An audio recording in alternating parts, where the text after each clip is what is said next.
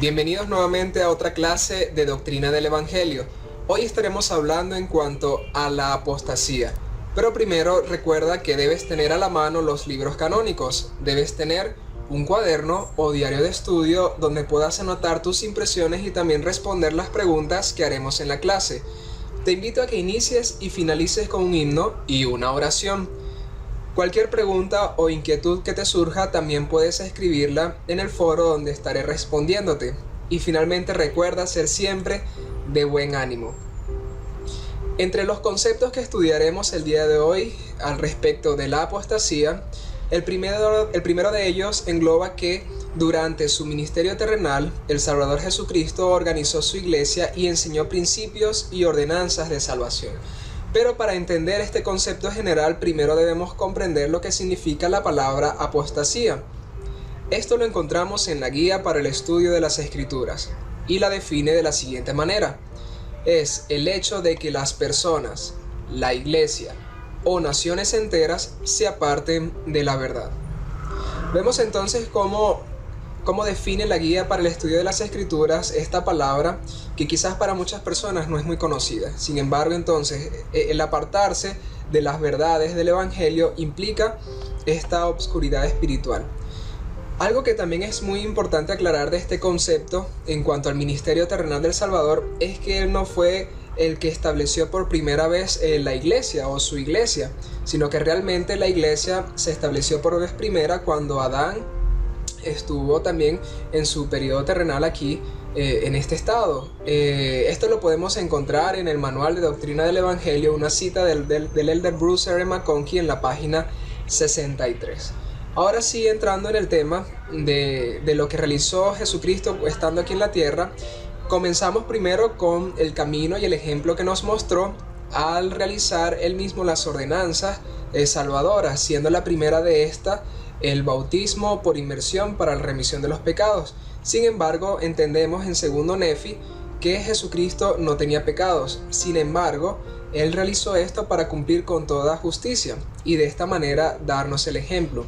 Este acto fue realizado por Juan el Bautista, aquel que tenía la autoridad para realizar este tipo de ordenanzas. Más adelante también Jesucristo comenzó a llamar a sus discípulos, siendo los primeros los 12 apóstoles y luego llamando a otros más como los 70, por ejemplo. Algo que también realizó Jesucristo fue no solamente llamarlos, sino ordenarlos y apartarlos al oficio sagrado al cual iban a ser llamados y el cual iban a comenzar junto con él. En la época de Jesucristo, además de esta autoridad del sacerdocio, además de tener a los profetas y a los apóstoles, además de tener las ordenanzas y los convenios con el bautismo, también se encontraban las escrituras. Quizás no todos tenían el acceso 100%, pero sí la gran mayoría podía estudiarlas y podía aprenderlas y escucharlas. De hecho, el mismo Jesucristo en varias oportunidades comenzó a predicar la palabra a multitudes.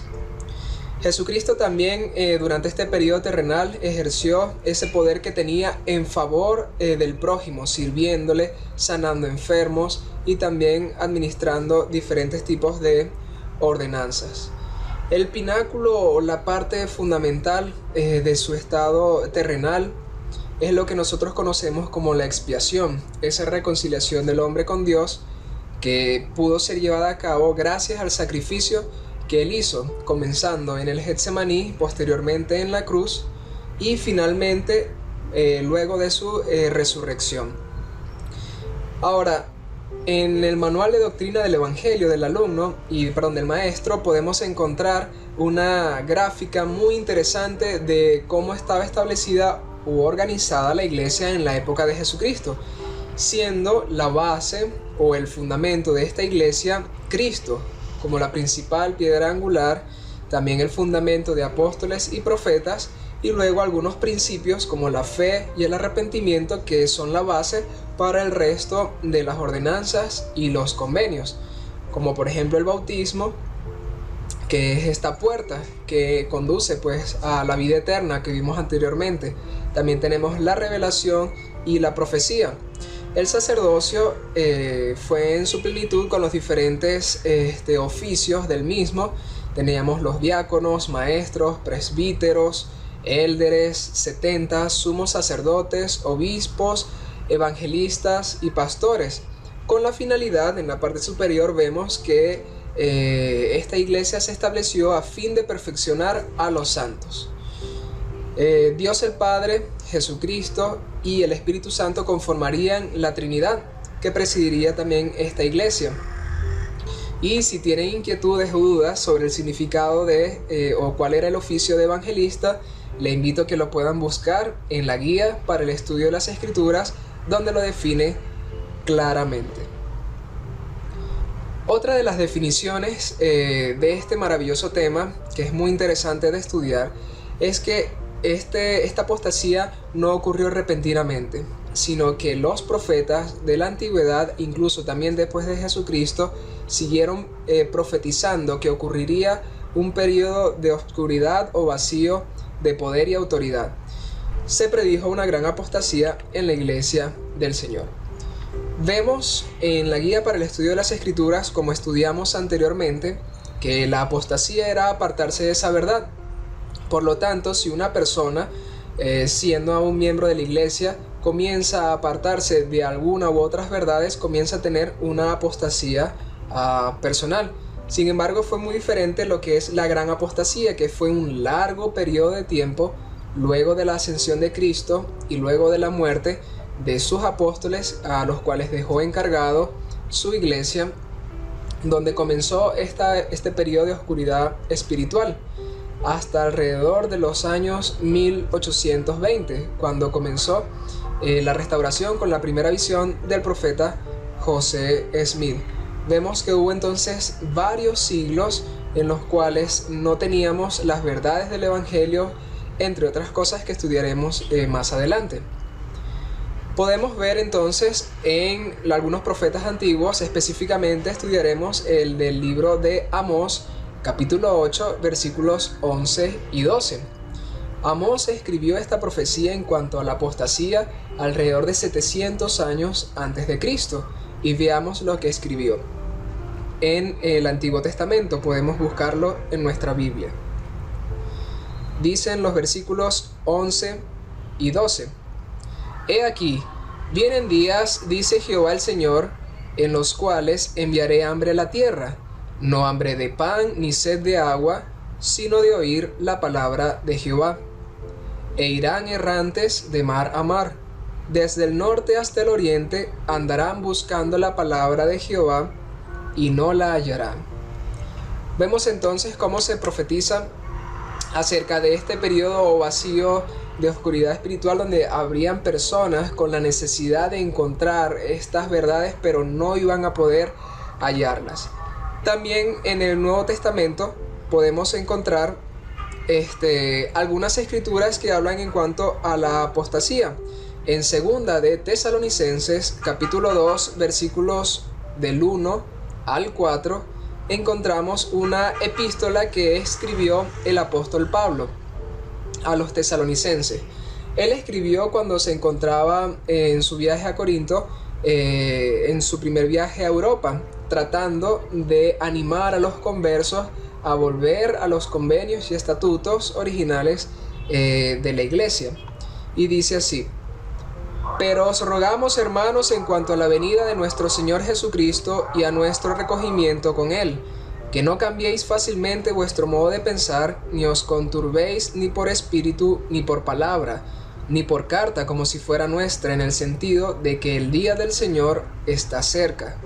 No os engañe nadie de ninguna manera, porque no vendrá sin que antes venga la apostasía, y se manifieste el hombre de pecado, el hijo de perdición, oponiéndose y levantándose contra todo lo que se llama Dios, o lo que se adora, tanto que se sienta en el templo de Dios como Dios, haciéndose pasar por Dios.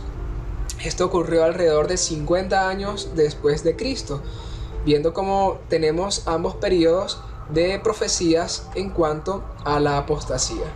Básicamente, esta apostasía consistió en la pérdida de estas ordenanzas en el quebrantamiento de los convenios de aquellos que ya lo habían efectuado y finalmente en la desaparición parcial de la autoridad y poder de Dios, que es el sacerdocio.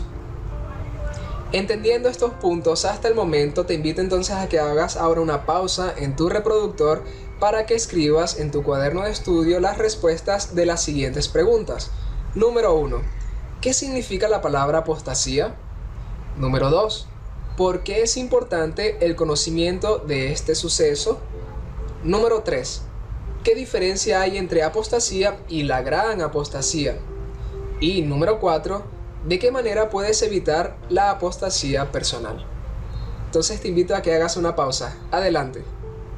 Bien, luego de haber terminado esta actividad, vamos entonces al siguiente y último concepto de la clase, el cual es que una apostasía general tuvo lugar después del ministerio terrenal de Jesucristo.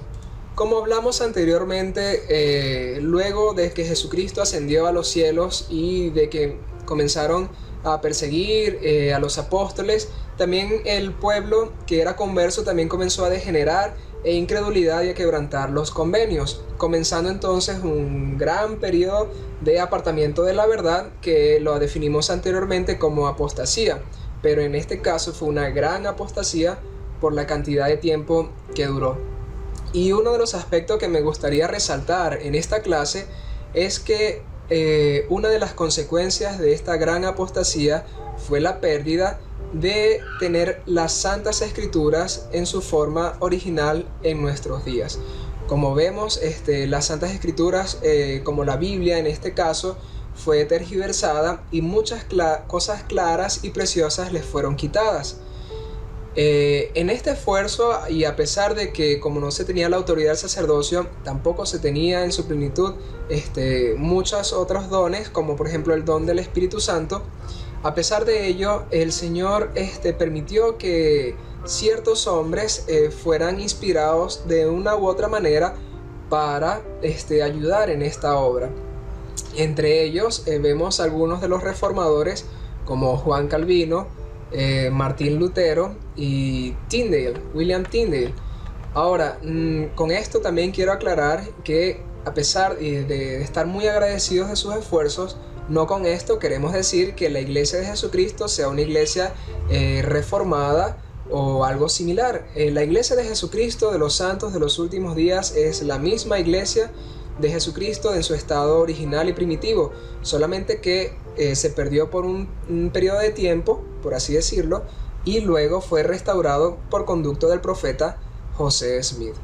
Ahora, estos buenos hombres se esforzaron porque las escrituras pudieran estar al alcance de todos y no solamente de un pequeño grupo de personas encargadas de tomar a su conveniencia estas santas palabras. Y para ello me gustaría que pudiéramos ver el siguiente video donde el elder D. Todd Christofferson del Quórum de los 12 habla en cuanto al trabajo que hizo alguno de ellos, específicamente Tyndale. Adelante. El 6 de octubre del año 1536, una figura lastimosa salió de un calabozo del castillo Vilborde, cerca de Bruselas, Bélgica.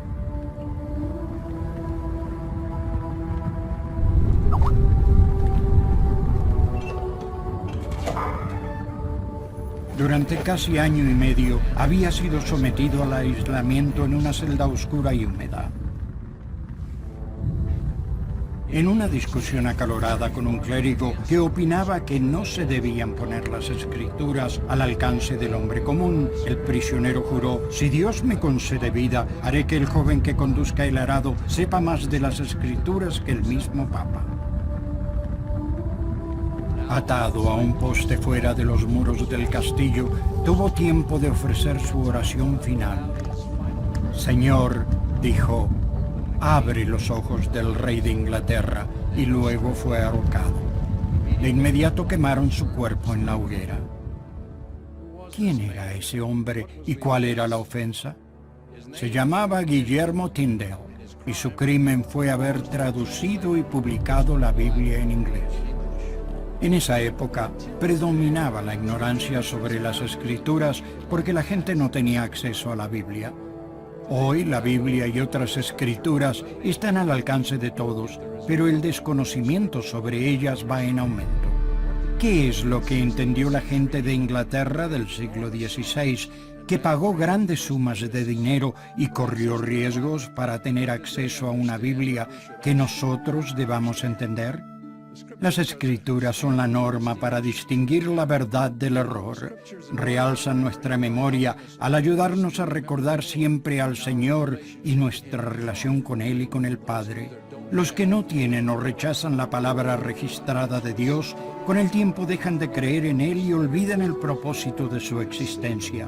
Consideren la magnitud de nuestra bendición al tener la Santa Biblia y escrituras adicionales, incluso el Libro de Mormón, Doctrina y Convenios y la Perla de Gran Precio.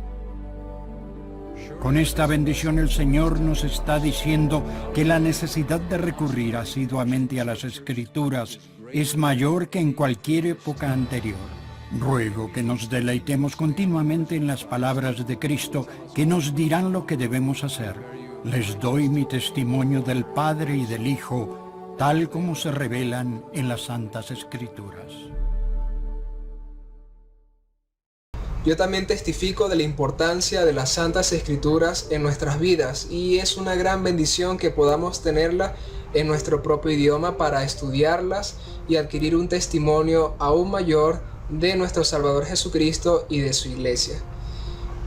Finalizando entonces este tema de la apostasía, quisiera citarles unas palabras del elder Milton R. Hunter, que habla en cuanto a este largo periodo de obscuridad espiritual. Dice: si el Salvador hubiera vuelto a la tierra al comienzo del siglo V de nuestra era, dudo que hubiera reconocido la iglesia cristiana como descendiente de la que él estableció. Tanto era lo que se había desviado. El cristianismo finalmente se había convertido en una mezcla de creencias, prácticas y doctrinas cristianas, enseñanzas y rituales judíos, filosofías paganas, griegas, romanas y egipcias, y religiones paganas de diversos tipos.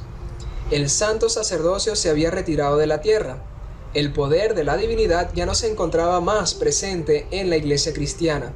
Fue por eso que hubo una completa deserción del evangelio que había instituido el Hijo del Hombre. La iglesia se hallaba en obscuridad y la obscuridad envolvía la tierra.